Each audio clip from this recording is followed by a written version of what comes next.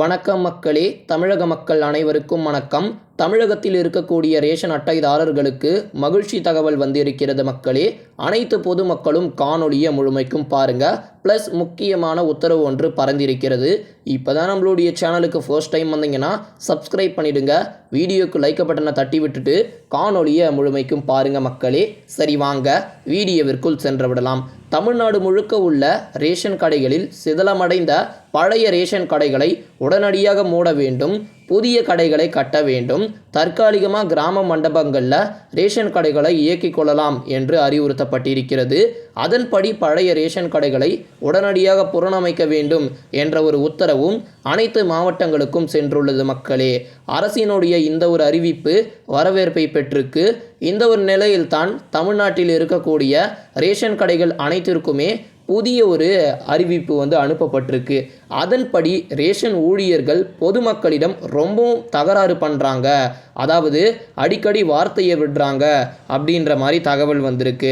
அதற்கு ஆப்போசிட்டாக இப்போது அதன்படி ரேஷன் பொருட்களை வாங்க வரக்கூடிய நபர்களிடம் கோபமாக பேசக்கூடாது, குடும்ப அட்டைதாரர்களிடம் தேவையற்ற வாக்குவாதங்களில் ஈடுபடுவதை தவிர்க்க வேண்டும், அவர்களிடம் தன்மையாக மரியாதையாக பேச வேண்டும், தேவையற்ற சண்டைகளில் ஈடுபடக்கூடாது, பொருட்கள் இல்லாத பட்சத்தில் அதை மரியாதையாக சொல்ல வேண்டும். குறிப்பாக நியாய விலை கடைகள் உள்ளே வெளிப்புறத்தை தூய்மையாக பராமரிக்கணும் மக்களே. அதாவது வெளியில் குப்பை போடுவதை தவிர்க்க வேண்டும். கடைகள் சரிவர பூட்டி செல்ல வேண்டும்.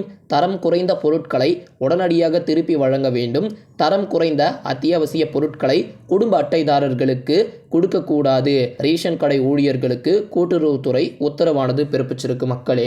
சரி, என்னதான் இவ்வளவு பல உத்தரவு வந்தாலும் கூட ரேஷன் அட்டையில் பெரிய ஒரு குறையாக பார்ப்பது என்னன்னா, அதாவது பொருட்களுடைய எடை சரியாக இல்லை.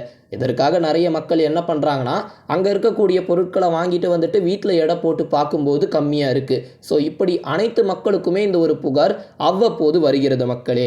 இதற்கு நாங்கள் என்ன ஒரு ஆக்ஷன் எடுக்கலாம் அப்படின்னு கேட்டிங்கன்னா, உங்களுக்கு என ஒரு மகிழ்ச்சி தகவலே வந்திருக்கிறது மக்களே. அதை தான் நான் உங்களுக்கு சொல்ல போகிறேன்.